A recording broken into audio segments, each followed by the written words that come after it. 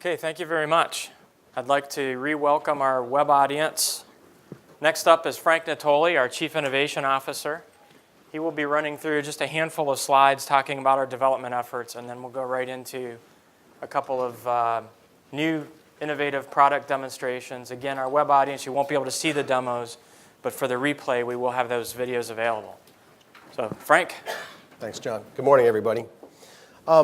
This morning, I just want to take you through a couple of slides and then do some demos, as John said. My intent isn't to talk about our full product line, but really talk about some of the changes that George and Andy already alluded to in terms of our change in approach to development, and then underpin that with a couple of examples so you can see the benefits of those changes. And one more.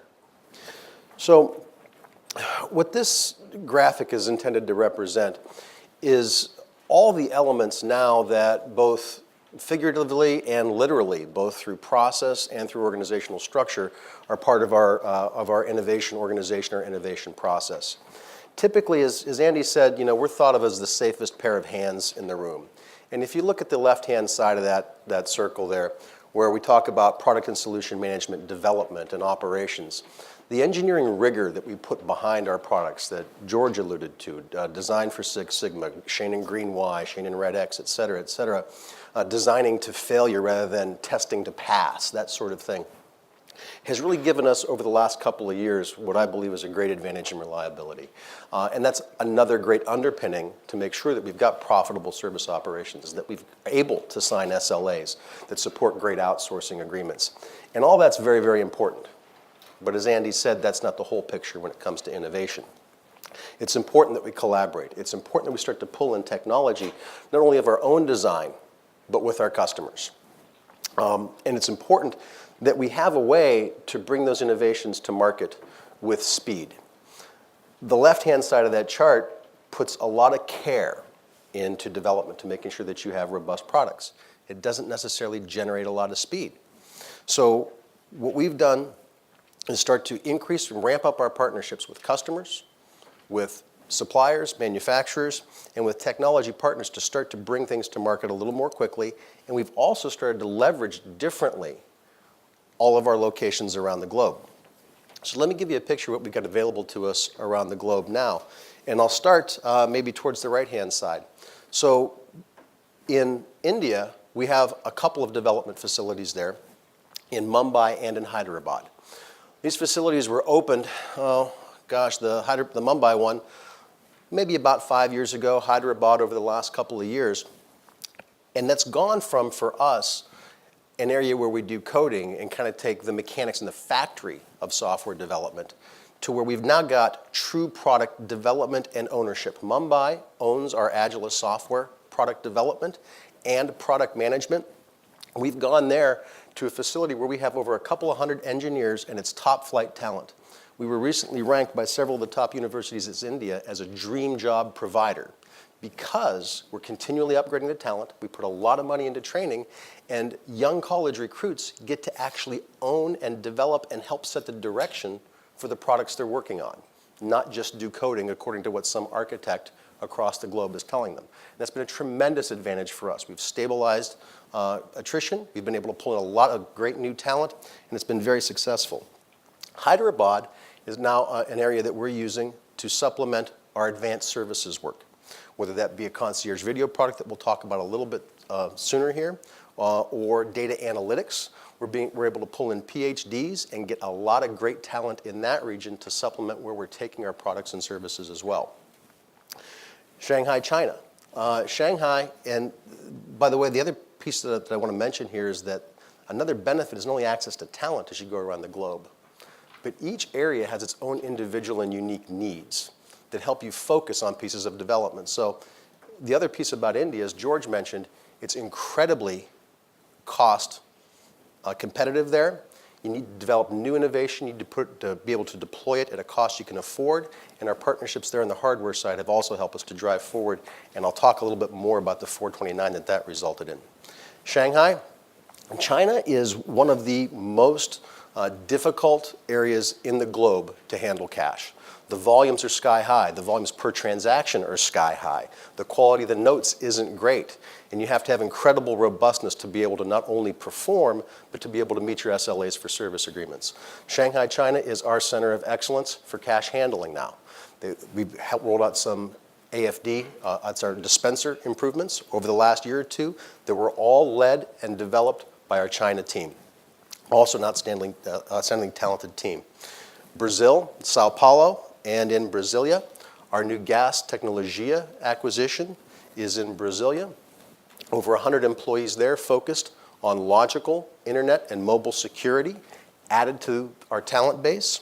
Sao Paulo, Brazil. We have outstanding hardware and software capabilities there. And that's an environment where we can't just put products on the shelf and sell them. Major banks there are looking for new innovation. Every new bid requires new innovation, new builds. So we're leveraging that sort of talent, again, throughout our organization to help us be faster. England and Belgium, custom solutions capabilities and great software capabilities there. All these teams are now working together so that we can import innovations back into the global fold. As Andy said, invents once, reuse many times. These locations, some of them in the past, developed great innovations for their market. Then another area would develop another innovation. In the meantime, back in North Canton, we're developing the global solution. These teams are all part of one large team now, all go through one product management process. That doesn't mean that we're going to slow down in the regions, but it does mean where we invent, we're going to pull that into global product. And I'll talk about that, at least one example of that in just a minute.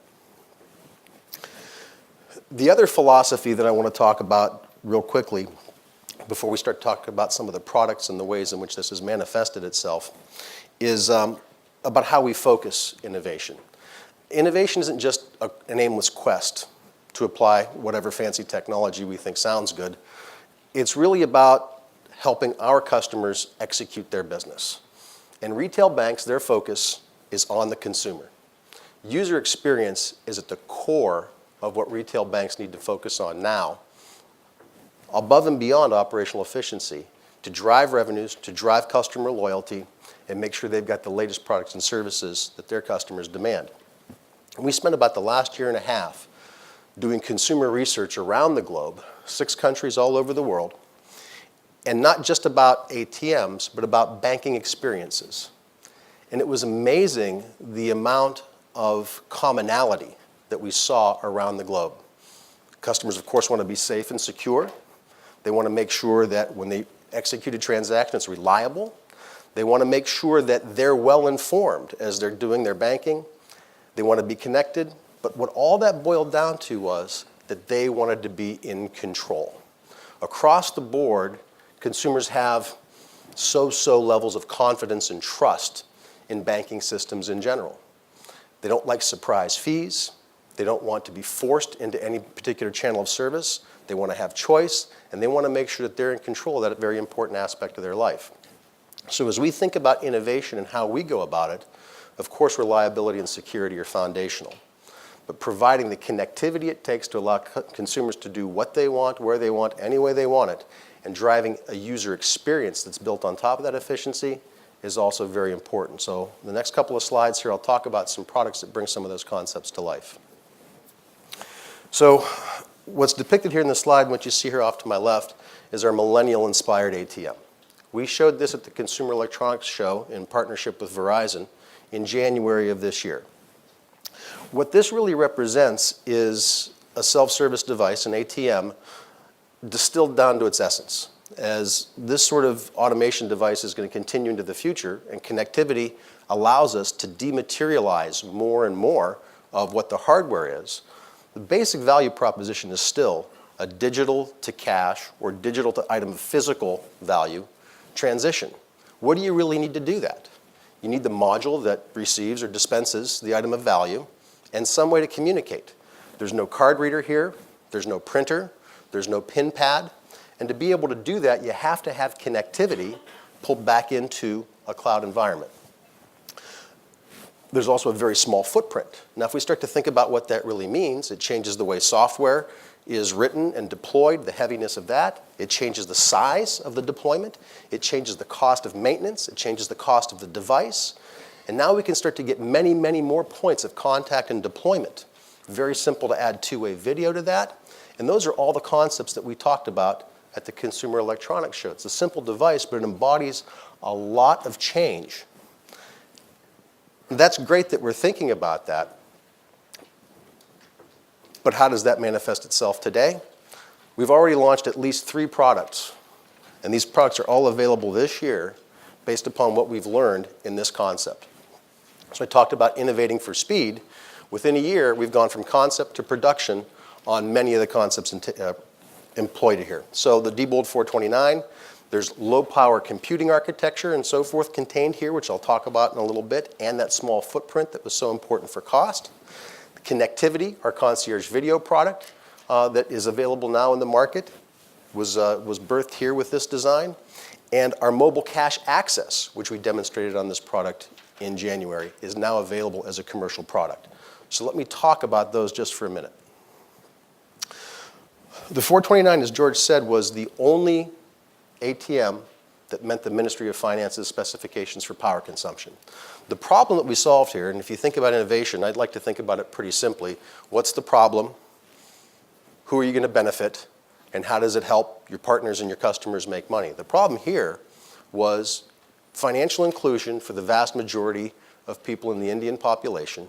How could we give them services despite an infrastructure that was incapable of delivering consistent power, spotty communication, and a cost profile that enabled the deployment of many of them? So the intelligent power management system contained in this device enables this ATM to run on less power at peak than a 60-watt light bulb. It's got intelligent power supplies. It's got a common 24-volt architecture throughout. It's got one of the most efficient computing processing platforms that you can buy. And all this was also done at the price point that was required to be able to deploy it. It also has battery backup. Power goes out. You can continue to run transactions and reconcile them later. That power supply, while it provides a great advantage for areas that have poor infrastructure, also has tremendous implications for areas where power is expensive and all of us that are considered about making sure that we're being environmentally conscious. So that power supply and that architecture will make its way throughout our entire line of products over the course of the next 12 to 18 months. Concierge video. So two-way video is an important part of being able to provide services and personal services to customers in a self-service environment. It can enhance the services you can provide them. It can extend hours of experts, whether those be for sales transactions, for advice, or just simply assisting a self-service transaction. When you pair that with targeted marketing, we have a product called Campaign Office that allows banks to advertise to customers specific offers. When you pair that with two-way video and the ability to capitalize on that offer immediately, you get about a 6x success rate in selling the product or service. So it's a powerful combination here. But most importantly, this allows consumers to be served in the way they want. This isn't video by default. This is assistance by choice. Very similar to what you see with Amazon doing on their Kindle and their Mayday button. If you need the assistance, it's there. You can do extra transactions. You can get the help that you need. If you're self-sufficient, you can go on your way as soon as you're done with any help that you need.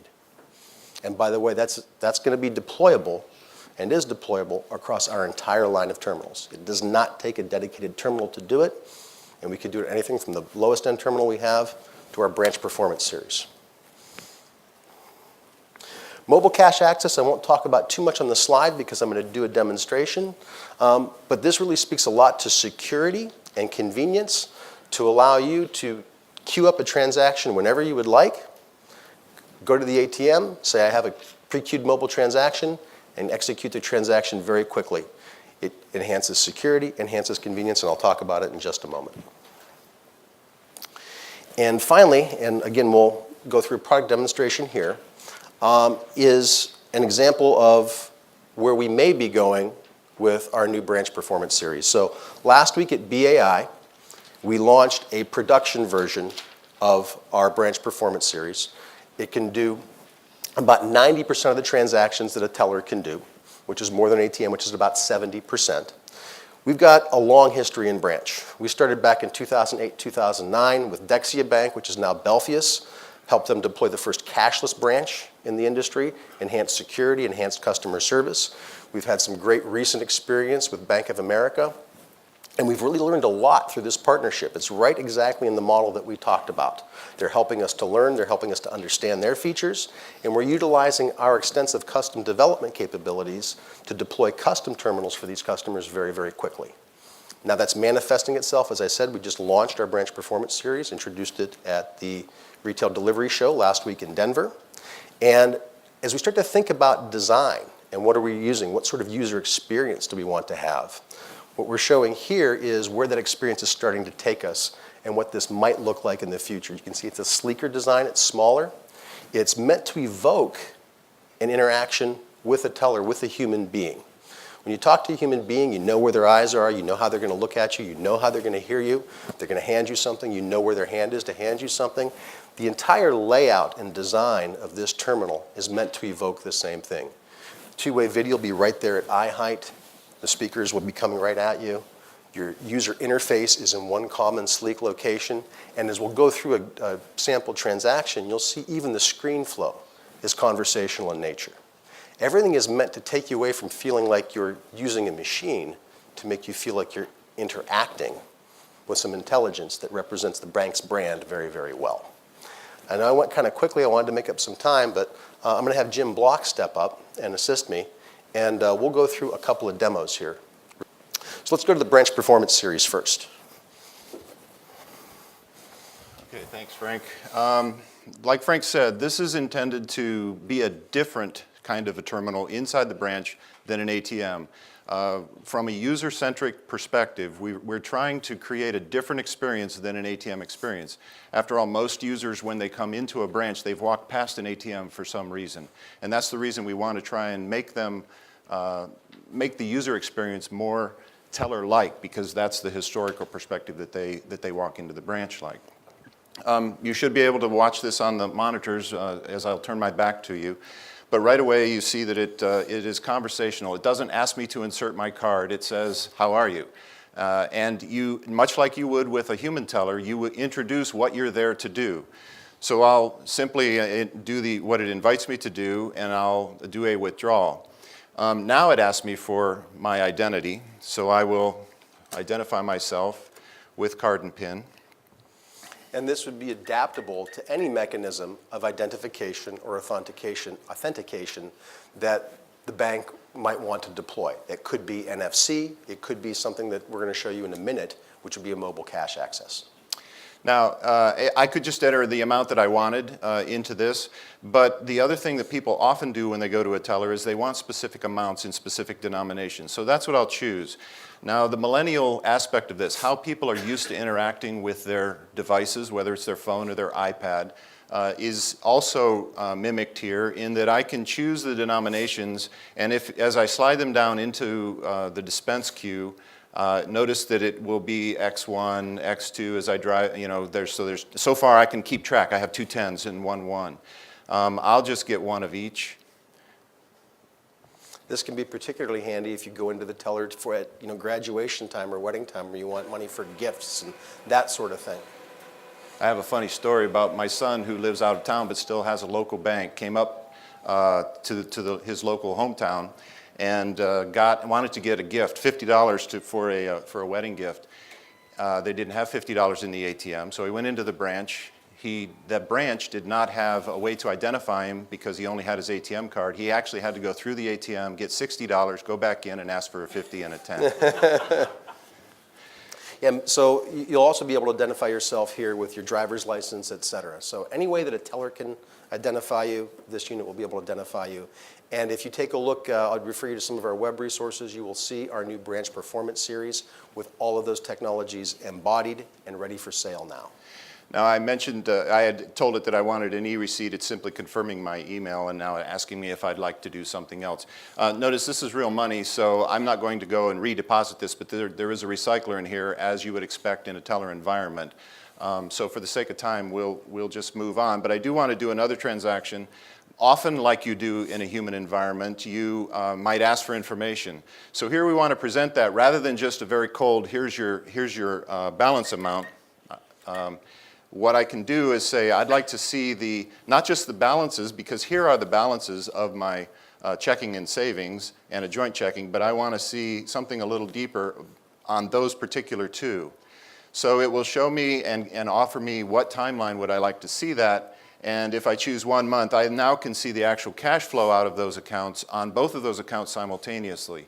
So again, a very different experience than an ATM, because if we want to automate and gain the efficiencies of branch terminals like this one, we have to give the user an experience that they expect that is unlike what the ATM they just walked past. Yeah. This would be an example where you've got a little bit of ATM, a little bit of teller, and maybe even a little bit of online experience. All those channels merged into a very convenient and accessible point. Okay? And by the way, if you want to see any more details, in the interest of time, we won't go into too much right now, but we'll be available at lunchtime. I'll be happy to answer any questions and show anything else you might like. Yeah, some of the detail of the interactivity code down here is better seen up front. So if you come up, that's part of the design experience, of the user experience. Everything is hopefully more convenient for the user. Yep. We'll demonstrate mobile cash access now. Now, mobile cash access is done in partnership with our partner Paydiant through a mobile wallet scheme. What we'll demonstrate today uses 2D barcode, QR code, simply because everybody can do that right now. Every ATM has a display screen. All smartphones have the ability to read QR codes. What's important is the back-end architecture that allows this access right now, less so than the technology that's deployed at point of use. This is easily adaptable to NFC or any other technology that may come along. It's the back-end system that's important. So go ahead, Jim. So what I'll show here is what I'm about to do for the next 30 seconds or so can be done anywhere. I could have done it in the back of the room. I could do it wherever I feel comfortable, wherever it's convenient for me. But I would, and I think you'll be able to see my phone up there all right. Oh, okay. So I would invoke the mobile banking app that has this embedded in it, and this could be integrated into the bank's branded app. I have to log on, of course, because you don't want the possibility that somebody just finds your phone and can interact with your banking account. Out of the choices here, I'm going to do set up a withdrawal, and I'll choose out of whichever cards are in my wallet stored in the cloud, and I'll do a $100 withdrawal request.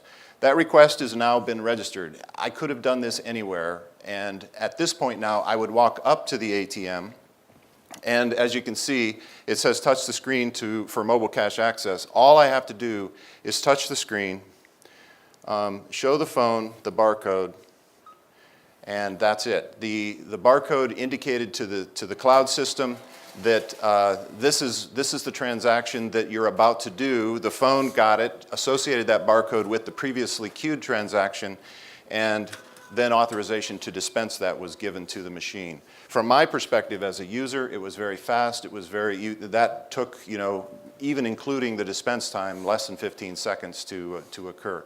So if this might be configured this way exclusively, like this demo is, which would be good for a cafeteria environment where you know that you're not trying to upsell, you just want to get people served for getting their cash out that they want.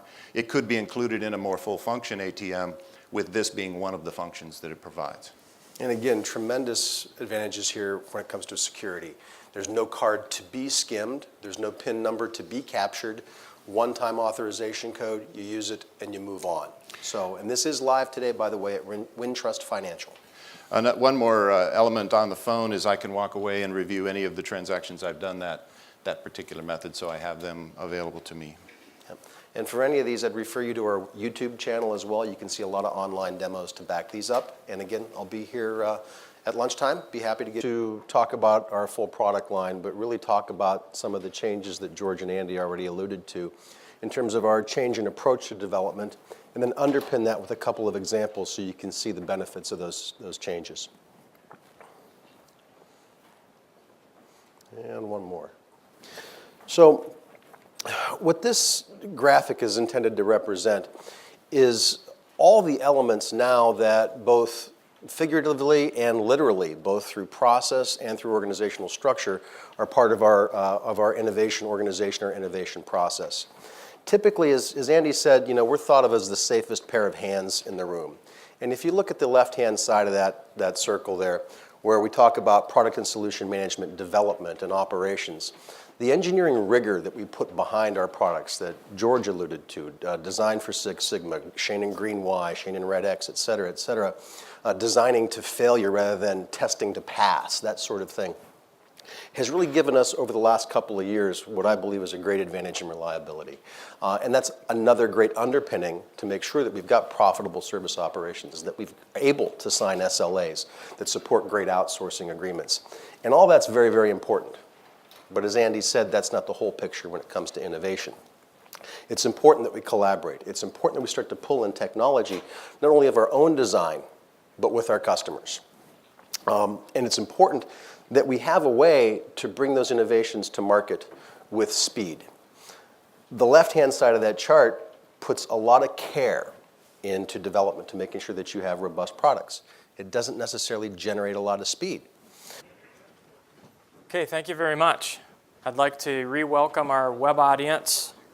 Next up is Frank Natoli, our Chief Innovation Officer. He will be running through just a handful of slides talking about our development efforts, and then we'll go right into a couple of new innovative product demonstrations. Again, our web audience, you won't be able to see the demos, but for the replay, we will have those videos available. So, Frank. Thanks, John. Good morning, everybody. This morning, I just want to take you through a couple of slides and then do some demos, as John said. My intent isn't, so what we've done is start to increase and ramp up our partnerships with customers, with suppliers, manufacturers, and with technology partners to start to bring things to market a little more quickly. And we've also started to leverage differently all of our locations around the globe. So let me give you a picture of what we've got available to us around the globe now. And I'll start maybe towards the right-hand side. So in India, we have a couple of development facilities there in Mumbai and in Hyderabad. These facilities were opened